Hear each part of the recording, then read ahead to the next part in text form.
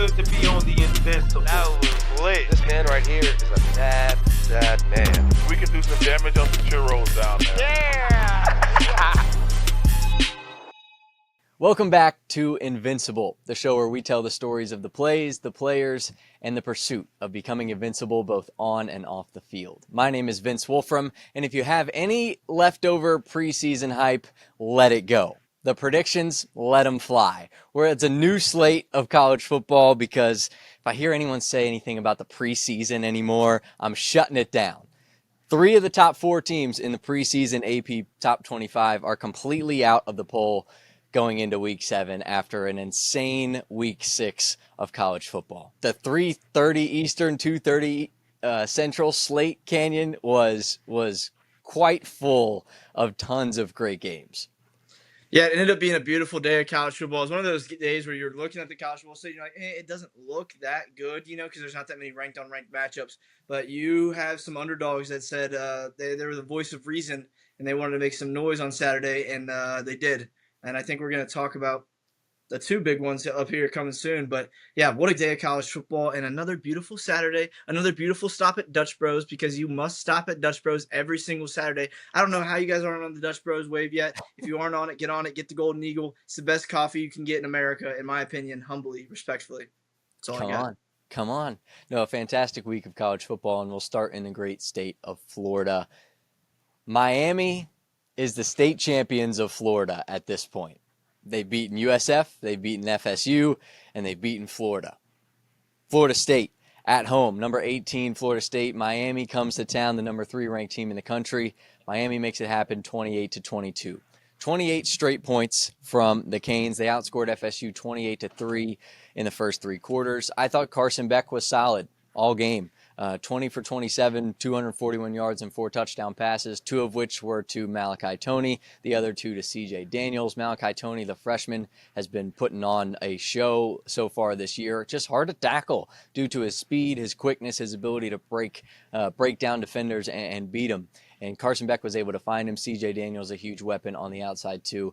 Plus, took some digs at the Florida State fans with the celebrations on ABC, hitting them with the oh hard. But sometimes you gotta do it to them in an in-state rivalry game. Carson Beck impressed me. First career game with multiple 40-plus yard touchdown passes. I just thought Beck was in complete command, in complete control. He knew exactly where to go with the ball. There was no flinch. And in an atmosphere like Florida State's that is rocking at the level that it seemed to be rocking on Saturday night, no flinch was something important. And that's why Miami invested in Carson Beck the way they did, right? An experienced quarterback that's played at the highest of levels. And Florida State, they slowed down Miami's run game, which they had to do if they wanted a shot to win. And that puts more pressure on the quarterback, right? And Carson Beck said, ain't no problem, and took advantage of what was given to him. But what'd you see in this game, either from Miami or Florida State? What stood out? Yeah, Dawson and Beck, that OC and quarterback connection right there. It's a really good tangent. They've got a really good combination right there. Carson Beck's playing some really, really good football. Georgia fans probably miss him a little bit. I barely can just say I've watched Georgia games, and their pass game is just not there like it used to be with Carson Beck. Obviously, they've kind of shifted. They're more of a run-heavy team for Georgia now. But for Miami, I mean, this scoreboard was 28-22 final, but it didn't feel like that, right? Yeah. It felt like Miami was always in complete control of this game, and that's what happens when you can go look at the box score, and Florida State actually had more yards, but the key difference maker, we talk about it every single week, what battle must you win? It's the turnover battle, and Florida State had 3 turnovers to Miami having 0. If you can win the turnover battle, you have good odds of winning the game. So that's what I saw. I saw a poised offense and a really, really good defense that's really talented, and I saw a Florida State team that just, they're still figuring it out clearly, right? Like offensively, they are still figuring it out. They're still figuring it out defensively as well. They have all that new talent, all that new portal talent. But for Miami, man, what a win. And Miami right now, I think that is the number 1 team in America. In my opinion, if I was ranking them, I'd rank Miami the number 1 team in the country. 2 weeks ago, I said Miami was the scariest team. And now I'm willing to put that best team in the country label on them because the defense was impressive, as we've known, right? There's guys on their defense that are in Heisman conversations here. Their defense stopped Florida State 7 straight drives, right? They went punt, interception, punt, fumble, punt, interception. So not good. Seminoles held to a season low 22 points. They've been on a scoring run in their games prior. They averaged 230 rushing yards in the first 4 games. Miami's defense held them to 132 yards on 38 carries. I think the only thing Miami that I really noted that they have to clean up was they had 13 penalties for 114 yards. There's going to be ACC games, some trap game maybe that you run into where you might need those yards back and you might need those penalties to be erased from your box score. But for the most part, I was impressed with Miami. And like you mentioned, the scoreboard was a lie. It was not that close for scoreboard watchers and Florida 95% State of this fans. game. Yeah, Exactly. scoreboard watchers and Florida State fans are going to be like, this game was close. And the reality was any Florida State fan that was in the stadium that night did not feel like that game was ever really close. And there's a reason for that, just because they were absolutely dominated by Miami, and Miami is just that dominant right now. Miami is playing the best ball in the country. And like I said, that's my number 1 team in the country as of now. For me, I thought it was the turnovers. The turnover battle, like you mentioned, is one you had to watch for. Castellanos threw 2 picks, led to 2 Miami scores. FSU's offense has been sloppy in the last couple of weeks, and it's cost them, right? 3 turnovers in the double OT loss to Virginia, and then it hurt them again on Saturday. Running game, like I mentioned, they needed it to be good, and it wasn't good enough to win. Like 2 touchdowns and the field goal at the end made it close, but know that final score is garbage. Don't eat that up, Florida State fans. FSU starting 0-2 in the ACC for the 4th time in 6 years. Miami running the state of Florida. That's what I gathered from this one. It's 3rd AP top 25 win, and the first time they've had 3 of those since 2009. So Miami off to a very, very hot start, and a lot to look forward to the rest of the way for them. See how they can deal with, I guess, a relatively easy ACC schedule. They've made it through the hardest part, I think, and that's what Mario Cristobal spoke about in his post-game press conference, the fact that the first chunk, this first 6 weeks, these first 5 games, those are going to be the hardest. And if they could get through those, they can start to work the kinks out and really get going the rest of the year. Yeah, I agree there. I mean, we're talking about Miami running the state. Penn State had to go across the states to play at a team where I joked last week was basically a bye week, right? UCLA hadn't won a game. It hadn't led in a game. Head coach Deshaun Foster was fired. 2 coordinators had dipped. They were 24.5-point dogs. UCLA couldn't have been in a worse position. But they're the first 0-4 team to beat a top 10 team in over 40 years. How in the world did they do it? Yeah, this one's an interesting one. How did they do it? Well, for starters, they were benefited off a Penn State team helping them do it. I feel like Penn State just could not get out of their own groove, get out of their own heads there. But how did they really do it? It's offensive masterclass from Nico, which if you were a Tennessee fan, as much as you hate Nico, you were probably rooting for him in this matchup, because this was one of those games where it's like, are they actually going to do it? Right? Like, you saw that lead, you kept checking the lead. I posted about it multiple times. I was like, this looks a little fishy, guys. Something stinky over here, okay? Like, but at the same point, it's like, you were like, there's no way they're actually going to do this, right? Like, there's no way, right? Like, UCLA haven't won a game. They finally had a lead for the first time. Like, a whole new staff, a bunch of interim coaches, and they found a way. And, you know, I was looking at the team stats, and they outgained Penn State by almost 100 yards. They outrushed Penn State. That is one thing that is crazy to me. They averaged more yards on the ground and had 280 yards rushing compared to Penn State's 157 on the ground rushing. And a lot of that rushing was on Nico Yamaleva's feet. Oh, I probably butchered his name. I'm trying. No, that's what matters. I think I had it there. But Nico was his usage of his legs. Nico looked like one of the top 10 quarterbacks in college football that week and last week. And I was really, really impressed. Penn State fans. Great. I love these times because Penn State fans, I have DC. This is where making content is so fun, right, Vince? Because I have this Penn State fan base, and they think I hate them so much, right? Every fan base thinks I hate them, actually. Let's just clarify that. I hate every fan base. But Penn State fans, listen, I told you guys time and time again that Drew Allar wasn't the answer. Drew Allar is not good at football. I had you super low ranked in the TND poll, and you guys were just flaming yawn. Okay, you were up at ease, we were ready to throw fists against me. I hope you guys have settled down now. I don't want apologies from you guys. I feel sorry for you guys. That's a very tough loss. And shout out UCLA, though, a bunch of dogs. Way to get that done. Penn State unranked for the first time since I don't know if you had the date on that. You're the stat guy, but Penn State unranked for the first time in a very long time, it feels like. Yeah, definitely a long time. And for UCLA, it totally was Nico. And after the game, the celebration so big, interim coach Tim Skipper said you thought it was Mardi Gras, how the locker room was partying after this one. Like you mentioned, Nico running for 3 touchdowns, threw for 2 more. The way that the UCLA offense exploded and as early as they did was, for what we know this UCLA team to do, was shocking. They hadn't even scored in the first quarter in any other game this season. Yeah. And UCLA scored on the first 5 possessions.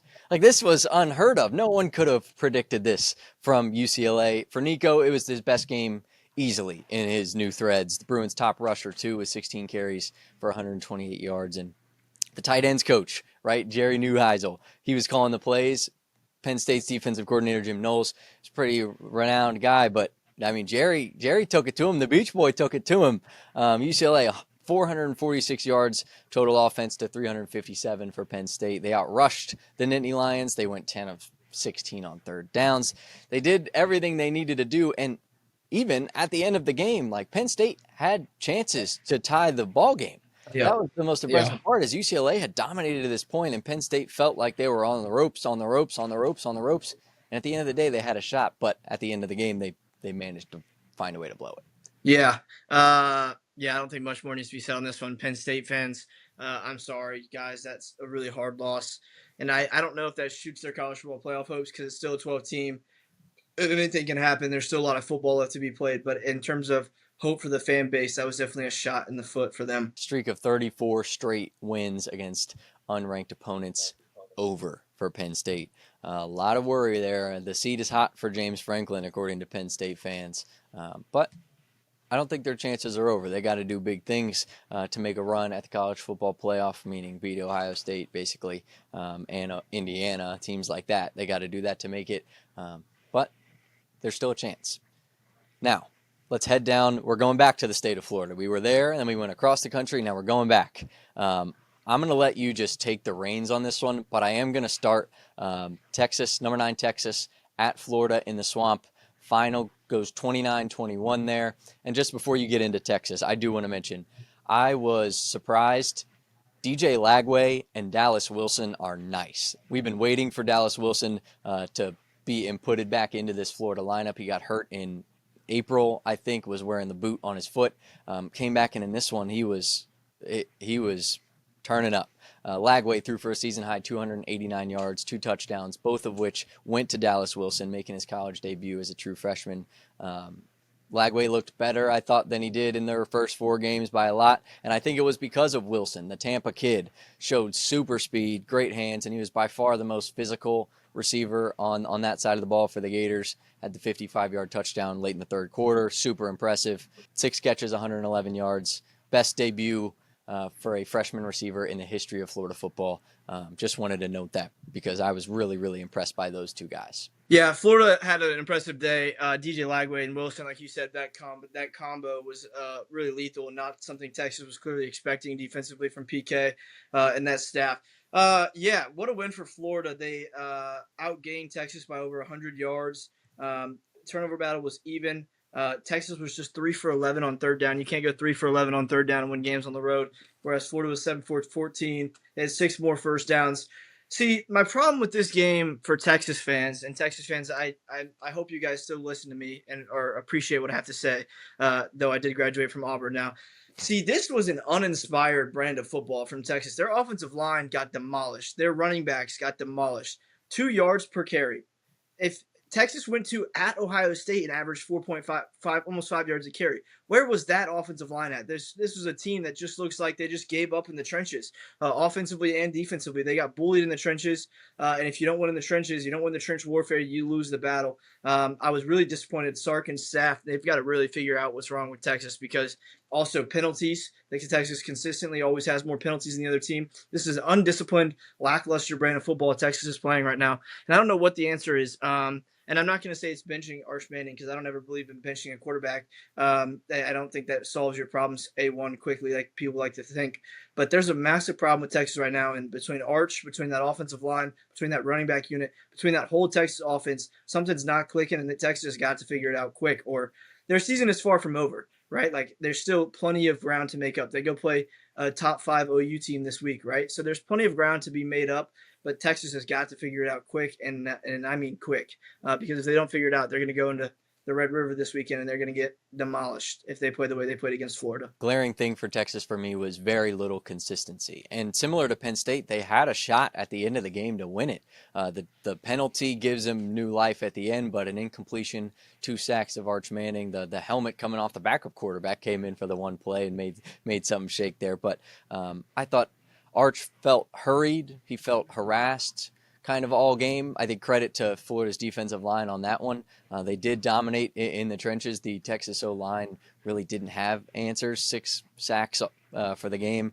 But I will say, Arch, the kid competes, and I think there's something to say for that. I know he'll probably get a lot of flack this week, but he really does compete.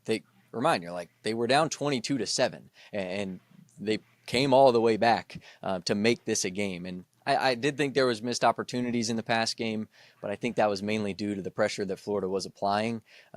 First 2-interception game of Arch Manning's career.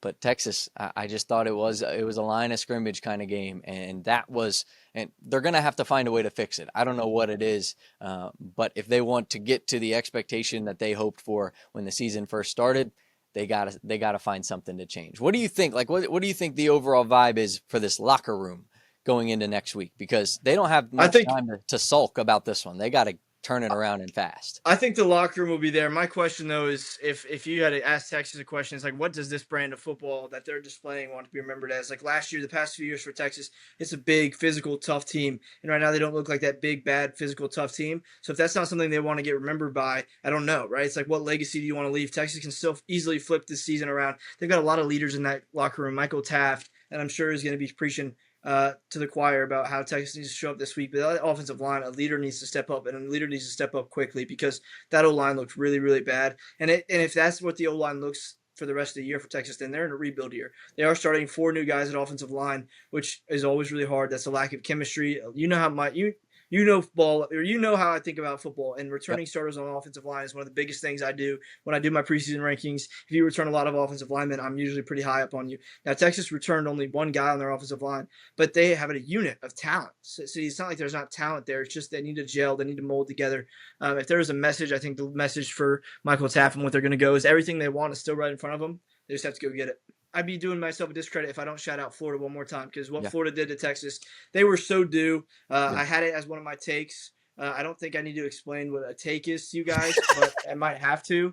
So a take, yes, a take is not a prediction, but a take is still something that could happen in the moment. I could see it happening. Is it supposed to happen? Is it a prediction? No, it's a take. I picked Florida to win this game because I did not trust Texas in the trenches, and that was proven to me pretty surely when they rushed for 2 yards a carry and only 52 yards. I mean, that's embarrassing football for Texas if you're a Texas fan. That was an embarrassing loss, and they still had a chance to win, which what does that really show? Is that Texas team still really talented when they can play that bad of a ball game and still almost win on the road in Gainesville? See, there's a lot of different ways to look at this game, but right now that was a bad, uninspired brand of football that they played against Florida. But shout out Florida. Florida played really well and lived up to the moment.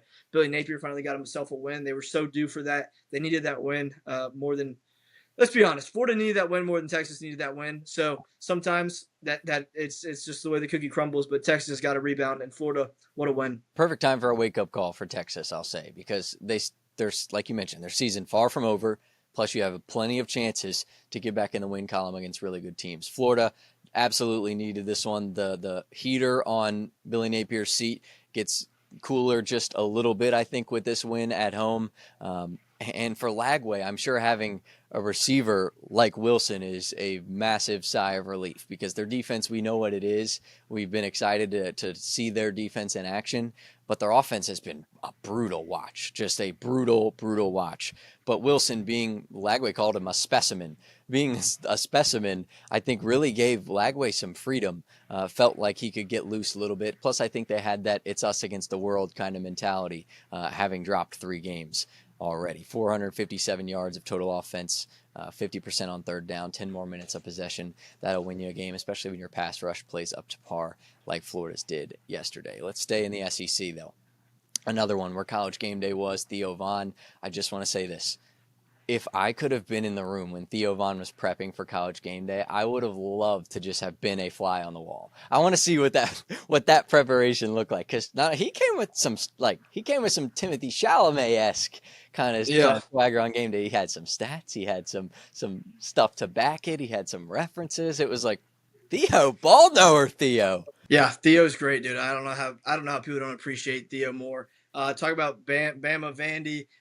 Yeah, you can't talk that much smack if you're Diego Pavia and not back it up. But for Vandy and for Bama, I think really impressive for Bama is 23-31, 340 yards, 2 touchdowns, and an interception for Ty Simpson. I think Ty Simpson played really good ball. They were 7 for 15 on third down. They had over 100+ more yards of offense than Vanderbilt.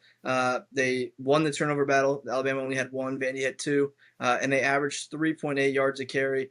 See, that's which they rushed it 38 times. For Vandy, they only rushed it 18 times and averaged 7.6 yards a carry. So my question is, why did Vandy abandon the run? Yeah. Right now, you look back on that game, but they necessarily didn't abandon the run, but they put it all on Diego Pavia, and he, that's a hard task to go beat Bama at Bama and Bryant-Denny. I think only 2 teams have done it since 2019. That's 2019 LSU and a Texas team back in 2023, that 2022 Texas teams. So Bama doesn't lose in Bryant-Denny Stadium. So yeah, just what a win for Bama. And they keep that momentum rolling. The FSU win, like I said, I think if anything, everyone's going to say, this FSU win against Bama for Florida State is good. I don't think it shows that. I think it shows that Alabama without Jam Miller and without Tim Keenan was a different ball team. I think that's what it shows the most. Now they have that talent back, and Jam Miller, people, don't realize what a starting running back does in terms of they're good at picking up the blocks. It's not always about the run stats. It's about what you don't see on film, or what you see on film with the way they pick up the blocks and the edge rushers and stuff like that. But yeah, big win for Alabama. Shout out Theo Vaughn, big Vandy guy, big Nashville guy. I also would have loved to be at that fly on the wall because I think he's hilarious. I saw him shoot his shot with the chick, and he got rejected. Did you not see that? I mean, Jess Sims. Game is game. Game is game. Game is game. Okay. Ball don't lie. Okay, shoot or shoot. All right, and you got to respect Theo for shooting a shot right there. Yeah. Just overall, though, a really good game. I think this early morning 2:30 slate was a really big blessing. I think it was a lot of good ball to watch early morning, more like afternoon slate with some really good ball. And yeah. Ty Simpson, in my opinion, might just be the best quarterback in the SEC right now. Threw for 340 yards and 2 scores. He had that early interception. You mentioned the 1 turnover. It was early, and it was when Vanderbilt had the lead. After that, he was on a roll. Among the top SEC quarterbacks, another game under over 75% completion rate, third of those in 4 games. Second career 200-yard game. It's a lot of 2s. 5 consecutive games with 2+ touchdowns to start the season. I just thought it was the red zone for Bama because they converted all 4 red zone trips that they had, and Vanderbilt in the red zone Pavia had 2 turnovers, fumble, and interception. That left Vandy without points in 2 really, really critical situations. Run game, like you mentioned, first half dominant for the Commodores, 126 yards on 12.5 yards per carry, 99 rushing yards, I think that was 9 rushing yards in the second half. DeBoer, big second half adjustments. Bama just controlled the second half. It felt way different. It was definitely a tale of 2 halves. Vanderbilt scoreless in the second. Bama 23 unanswered points. At home, this was a stat I didn't recognize, that DeBoer is 10-0 at home at Alabama and he as a coach improves to 17-3 versus AP ranked opponents. For Vandy, I think they needed to win on the third downs, and in the red zones they didn't do that. Obviously never really got into a rhythm, especially in that second half. And I think they're going to find answers when they start throwing the ball downfield, because I think when SEC play, when you go deeper and deeper into the year, you got to start exercising some different ways to win, and they haven't done a lot of the throwing the ball downfield. They got to do that, I think, if they want to keep winning. Yeah, Ty Simpson, though, dog. One stat, too, that I looked at was their yards per pass. Ty Simpson, 11 yards per pass for Alabama, whereas for Vandy, 5.7. You talked about how Vandy doesn't take the deep shot very often. And, yeah, that's heavy emphasis on that. But Ty Simpson had a hell of a game, and I think he's the Heisman front runner. If not, him and Carson Beck are 1A, 1B for that Heisman trophy right now. And the way he's playing some really, really, really good, sound football. So, yeah. Yeah, that Heisman race is getting interesting. A lot of names like Mateer. It was Mateer early, and then with the hand injury, he comes out. It was Arch before the season started. God knows where he'll be in a couple of weeks with how this college football season is gone. He could be up, he could be down. We don't know where he'll be. Yep. Ty Simpson, after week 1, everybody had him in the recycling bins with no chance to be reused. Reduce, reuse, recycle, folks. He was back. Vanderbilt, they fall to 1-62 on the road versus AP top 10 teams all time. So tough one added to that record there for the Commodores. Plenty of other upsets this week. One we're going to talk about real quick before we get into the poll patrol. Number 14, Iowa State traveled to Cincinnati. And Cincinnati, they Bearcat roared out of the gates. 31-7 with a minute to go in the second quarter. Tons of points. Brendan Sorsby, 214 yards and 2 scores. The run game, absurd. Evan Pryor had 1,100. Goodness gracious. 111 yards, 2 touchdowns. Bearcats rushed for a season-high 260 yards. 2 guys over 85 yards rushing. Big win for the Bearcats. Yeah, one thing that I found crazy was Iowa State had more first downs by 9, but they were 4 for 17 on third down. I don't know how that happens, how you get 9 more first downs when you're 4 for 17 on third down. I think that just goes to show you that Iowa State was moving the ball and making a comeback. The Bearcats, though, thank you, Cincinnati Bearcats, because my agenda of a Texas team winning the Big 12 just got this much closer to happening. My early preseason take was that the Big 12 would be won by a Texas team. So, yeah, I thought this was a great game. Another one of those games that we kept our eye on. Brendan Sorsby, you talked about him. He played a damn good game. Rocco Beck kind of got put in concussion protocol for a little bit. Then he ran back out there and was a dog. So, yeah, just an overall really good college football game. But shout out Cincy and Iowa State. We'll see how they bounce back in the coming weeks. I don't know what it was about this week, but there were so many teams that got down by so much so early that all had shots to win at the end of the game. Iowa State had that. They got within 8 with 1:56 left since he secured an onside kick to win the game. For Iowa State, the glaring thing for me was that they were totally banged up, came in with 16 players out with injuries. That's a very high number for week 6. All Big 12 defensive backs, Jeremiah Cooper and Jontez Williams. And they were without their kicker, which ended up costing them on a kick as well. Affects play calling, decision making, so maybe Iowa State was a little caught off guard by the injuries. But regardless, a great win for Cincinnati, who I said last week, coming off that Kansas win, seemed to have some momentum, and they proved it in this one. Plenty of great games, plenty of great matchups. Let's head into the poll patrol. Your fast pass through the top 25. I got the odds, correct? You got the evens. Yeah, which means you got the first go for a while. Okay, all right, let's do it. Ohio State versus Minnesota. Ohio State down 3-0 early. 42 unanswered against the Golden Gophers. They stood no shot against Julian Sand and the Buckeye boys. Big old win for Ohio State. Oregon, they got a bye week at number 2. Miami goes to Florida State and wins in a big one. Carson Beck improves that Heisman campaign. Ole Miss at number 4, they had a bye week. Oklahoma, 44-0 big win over Kent State. Michael Hawkins, the backup quarterback for Oklahoma, 162 yards through the air. He is expected, I think, to start again next week in the absence of John Mateer recovering from that hand surgery. Oh, yes. Here I am. I finally got a team. Number 6, Texas A&M. My team's finally out on bye. Number 6, Texas A&M, won 39-9 against Mississippi State. They handled business. Marcel Reed and Mike Elko and co. They seem to be cooking with gasoline down there in College Station, so that's a good win for them. Definitely a big one. Number 7, Penn State. The biggest upset of the FBS year so far. UCLA does it. Nico, I'm going to leave a Penn State in the back burners. Big one, 42-37. Number 8 was on a bye. Indiana on a bye. Texas Texas at 9 falls at Florida 29-21. You got number 10 Alabama versus 16 Vanderbilt. Alabama wins 30-14. We already talked about that one. Texas Tech at 11 wins against a Houston team 35-11. Texas Tech, a team that's has more of a defense than maybe we would have expected to start the year. Offense was on a burner on Saturday against Houston.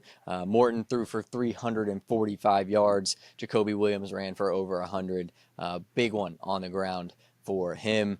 Big win for Texas Tech away at Houston. Baron Morton is an absolute dog. Follows TND. I thought I had to give him his quick shout out, his quick flowers. Texas Tech has been doing their thing, and they stole Houston's defensive coordinator actually, and brought him to Texas Tech, and he's done phenomenal. Thanks for that program. Number 12 UGA Number 12 Georgia at home versus Kentucky. They won 35-14. Good win for the Dogs. The Dogs. Their rushing game, man, that running attack looks good. And their passing game comes alive sometimes. I just wish that passing game was a little bit more consistent all the time, but we'll see as that offense keeps growing. Number 13 was on a bye. We've got Iowa State versus Cincy. Iowa State loses to Cincy 38-30. We already talked about that one. Tennessee on a bye week at 15. 16 was Vandy. 17 was Georgia Tech on a bye week. 18 was Florida State. They get blown up at home by Miami in a tough one. 19 Missouri on a bye week as well. Sleeper, really good team in the SEC. I think that people are not taking note of. Missouri undefeated at this point. You can take 20. Yeah, Missouri and Coach Drink. At 20, we've got Michigan. Michigan beat up on Wisconsin 24-10. Game was never really in doubt. Michigan kind of dominated in the trenches against a good Wisconsin team. Notre Dame at home against Boise State 28-7. Leonard Moore had 2 of Notre Dame's 4 interceptions in his return from injury. Fighting Irish, CJ Carr, they were rolling 15 of 23 for 189 yards, threw touchdowns to 2 different receivers multiple times. So a big one for Notre Dame at home. Illinois, number 22, Illinois beat up on Purdue 43-27. Like I said, one of those games where it never was really in doubt. But still probably a little closer than Purdue as you would like it to be if you're an Illinois fan, but still a win's a win. And then 23 BYU, they competed on a Friday night at home against West Virginia, were able to skunk out a win 38-24. A big one for BYU at home against a tough opponent. So that's another applaudable win for the Cougars as they continue to put wins together and remain undefeated 5-0. Number 24, we've got UVA. UVA found a way to win at Louisville 30-27. Big win for Chandler Morris, and they won that in overtime. That was a big one, and honestly, I didn't know how it would be because it was going down to the last couple of plays, but it turned out to be Virginia's defense that ended up getting them a win, getting stops, forcing field goals instead of touchdowns in overtime. That was the difference. Number 25, Arizona State on a bye week this week. They've got a big one next week. We'll talk about that in just a second. Other games to note this week, I thought there was one down there in Chapel Hill. Clemson gets a big win, 38-10 over Bill Belichick's boys. Clemson scored more points in the first quarter of that game than it had total in any other game this season. So Clemson maybe getting back on track, or just North Carolina being very, very bad. I think that's a combo, right? That's a good rum and Coke perfectly made right there. That's what that is. That's a perfect combo of enough rum and enough Coke for that to be the reasoning for that one. So yeah. Other good games from this week, I thought Baylor, Kansas State. I don't know if you were able to catch any of that one. That was a 1-point Baylor win. Sawyer Robertson doing his thing again, 345 yards through the air. That was a close one between two, I think, maybe tough record Big 12 teams, but 2 very good Big 12 teams as well. South Florida keeps winning. They won 54-26 against Charlotte. Other than that, I don't think I had any really notable games. Pitt put the belt on the Boston College 48-7. Baylor sneaking away with the win. You saw that. How about the Armed Forces battle, Navy and Air Force? You got to give love to our Armed Forces. They were throwing the ball. Navy's 5-0, by the way. Yep. Navy won 34-31. And Army also caught a win this week, 31-13 at UAB. And then another brutal one I had. It's all right. Oh, I had SMU over Syracuse. That was a good win for SMU as they're trying to they're starting 1-0 in the ACC, right? If SMU wants to make the playoffs like they did last year, they've got to go and make some noise in the ACC. So starting 1-0 in ACC play is huge for the program. I think the Clemson thing is so funny. I'm still thinking about that. The fact that we don't know which one is worse, Clemson or North Carolina. All right, let's move into the next segment. Stop laughing at Bill Belichick and let's get a move on here. Culture check. Which program showed identity, energy, or chemistry from week 5 to week 6? We will start with your picks, my friend. So this week I'm doing a little different. I've got a good culture and a bad culture. Okay, my good culture is Miami. What Miami's doing with Dawson and Cristobal and Beck and all that young talent and Bain, that's a great culture check. Then my bad culture check is at the University of Texas. What is happening at the University of Texas? What is happening? Uninspired, undisciplined football, just like I talked about with Auburn a few weeks ago. Uninspired, undisciplined by the penalties, uninspired to go get in those trenches. Just a bad culture check down in Austin, Texas right now. And they have too many leaders on that team and too many guys that can step up and say what needs to be said for that offensive line and defensive line to be getting dominated like they are. No, that's the truth. You got to figure it out if you're Sark and the Longhorns down there, and Miami on a roll. So that one's certainly a good one as well. And the culture in Miami is loving the fact that Miami is undefeated and rolling in ACC play. My culture check for the week is going to be Texas A&M. I thought their play against Mississippi State early, it started off a little slow. We're waiting for the offense to get going, but Marcel Reed and his boys found new life in the second quarter and went to roll Mississippi State. KC Concepcion, 2 touchdown passes. That's a team that's improved to 5-0 for the first time since 2016, 2-0 in the SEC. Mike Elko said if you're in an SEC football game, those games are not easy. So they just are trying to get better each and every week. And I like what Marcel Reed's doing. I think if he can get more pinpointed, his athleticism is what it is. We all know it, that the danger that comes with having, for a defense, the danger that comes with having a quarterback as athletic as Marcel Reed is. But if he can start pinpointing passes and, like you mentioned last week, getting that deep ball down, if they can figure it out, I think A&M can not only be have a chance to win the SEC, but to make a deep run in this whole thing because they've proven that they can. Not only can they score on anybody, but their defense might even be a little overlooked too. Also, I had a question for you too. Being a Texas guy, who do you think right now is the best team in Texas? Because you got the Longhorns, Texas Tech, you got Texas A&M, and you got Texas Tech. Do you think? I think Texas Tech is the best team in the state of Texas right now. A&M fans might get a little butthurt with that, but if they saw Baron Morton in person and the way he's throwing the football, he just throws the ball a lot better than Marcel Reed. Texas right now, the University of Texas would probably be my 4th, maybe 3rd ranked team right now. It's 1A, 1B. I don't want to say that Texas Tech is that ahead of A&M. They're pretty close. I just like the quarterback play from Baron Morton more for Texas Tech. That's what would leading me to take them over them. But then again, A&M would win in the trenches. So it's one of those things where that would be a toss-up game. I'd love to see those two actually play head-to-head. Like they used to play when they were in the same conference, and then everybody had to go change up the conferences. So now we don't get to see them play anymore. But yeah.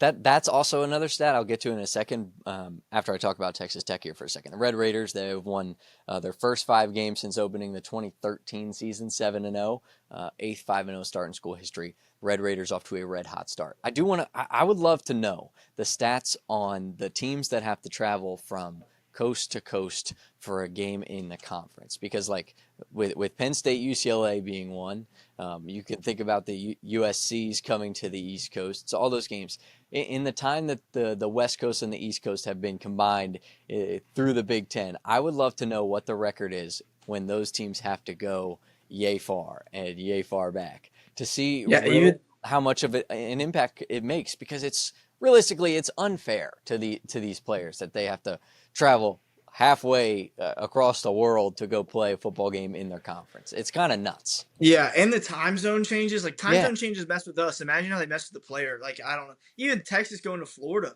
that's a far trip.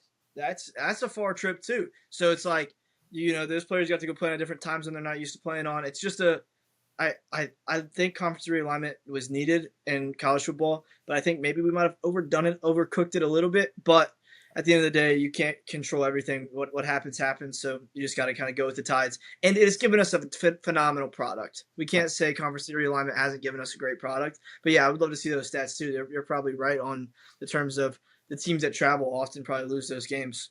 Yeah, because I know, like, if I'm traveling from this side of the country to this side of the country, I'm gassed. I don't want to do anything when I get to the other side. No, I yeah, can't I need imagine a having to day. strap up, put pads and helmet on, and try to duke it out for 60. Yeah, I need a day of like recovery after I travel for that long. Even one time zone. Now going all the way to Cali, two different ones. Even when I make the damn drive to Atlanta from Auburn, I feel like my whole day was so long. And I feel like I just traveled, even though I only drove an hour and a half from Auburn to Atlanta. But I feel Yeah. like, oh, I just made an absolute journey, right? Yeah. So yeah, Yeah, that's how that's it a trip goes. right there. That's a trip. I would love to see Yeah, those that's stats. it. So, if any of you football intellect out there have those stats, make sure to drop them in the comments, and we would love to see them. All right, let's go from culture check to the swagger watch. Who is a player from Week 6 that stood out to you that you think could continue to have a very star-studded year? Well, how's that song go? She just moved to LA. Go to UCLA. That was my swagger team, man. UCLA, man. They came out there with some swagger. Shout out Nico. Shout out the interim skipper. Shout out the interim offensive coordinator, the tight ends coach. You give him a shout out. I think his dad was in the CBS booth as it Mhm. happened, which was something like super cool. Like Yeah. I don't know. I don't know if they were related. I feel like they were. I don't know. Maybe they were. Maybe they are not. And I'm just completely wrong about that. But the way he was cheering for me, I feel like he was cheering for his son. So yeah, he was having himself a day in the booth. But yeah, that's my swagger watch. Good swagger watch. I'm going to stay on that side of the coast as well. I'm going to go Washington, a tough game last week against Ohio State, kind of a knuckle smashing game last week. This week they are down 20 at one point, down 17 points with under 20 minutes to go. They dropped 21 points in the fourth quarter. Final 5 drives against Maryland. Washington 45 plays, 298 yards, and 24 points, and a game-winning kneel down. Maryland 19 plays, 52 yards, no points. Big win for Washington at Maryland. Another cross-country battle there, but a good win for the Huskies. All right, let's move into the flip-flop pick now. Confess one prediction you were dead wrong about after week 6, and we might have a flip pick here from you. Yeah. I'm saying something that I did right this week. So one Okay. of my takes was that We're all about Florida doing beat right. We Texas. want to do good things right. Yeah, I want to say my good take. I need my pats on the back as much as you guys, love to make fun of me when I mess up. But I picked Florida to beat Texas as one of my hot takes. So hot take is something that I think could happen. Obviously, it probably shouldn't happen, which is why it's a hot take, right? Texas was favored.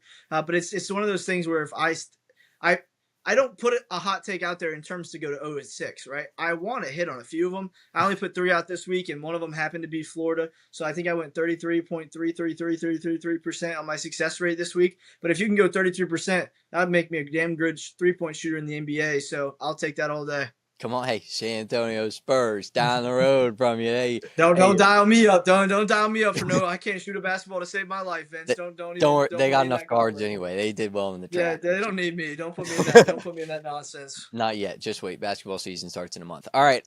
My flip-flop pick, I'm going to go Cal versus Duke. You can tell why I'm thinking about these home away from home games because I got all these West Coast games playing against East Coast teams.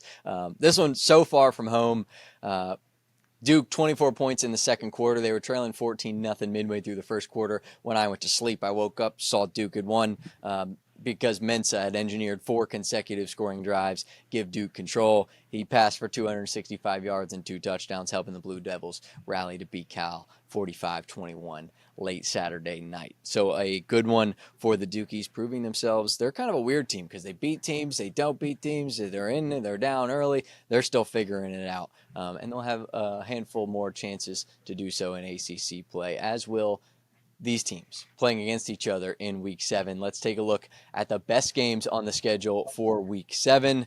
I think we have to start with number 1, Ohio State at number 17, Illinois. A huge game for these two Big Ten teams. Illinois quarterback Lou Altmaier, second in the FBS in yards per completion with 10.6, 12 passing touchdowns, no picks. We'll see if that changes in this Ohio State at Illinois game. Staying in the Big Ten College game day, it's going to Eugene. Number 7, Indiana at number 3, Oregon. Indiana needs this one, in my opinion, if they want a shot to make this college football playoff and even to get a nice seed in there. They got to pull off this one. And I know they play at Penn State later in the year, but this is a must-win for Curt Cignetti and his boys, wouldn't you say? Yeah, you got to win this one if you're Curt. You got to be Google me Curt Cignetti. You need that Curt Cignetti back this week. I like the USF matchup on Friday night. It's a 24 ranked South Florida versus North Texas. North Texas is 5-0. They're playing really good football, so I think it's a sleeper matchup. We got Alabama, Missouri. Spreads at 3.5 at Missouri. That'll be a damn good game. We got the Red River this weekend. There's no spread for it officially yet. Oklahoma's number 6, Texas unranked. So that'll be an impact matchup there for both teams in their seasons. You got Florida coming off a big win going at Texas A&M. You got Georgia, Auburn. That'll be a big game in Auburn. I might be there. Come on, baby. That'll be a damn good game for Georgia, Auburn. And then you got Michigan, USC, South Carolina, LSU, Arizona State, and Utah, which will be a big matchup for – there's 2 back-to-back. One's at 7, one's at 9:15. 2 matchups massively for Big 12 play. And that's BYU at Arizona and Arizona State at Utah. BYU being ranked and Arizona State being ranked. So you got to win those games. And then Texas Tech, top 10 Texas Tech team. I feel like the last time we said that, Michael Crabtree was playing football for Texas Tech and Mike Lee was their head coach. They take on Kansas at home, but there's no spread for that game yet either.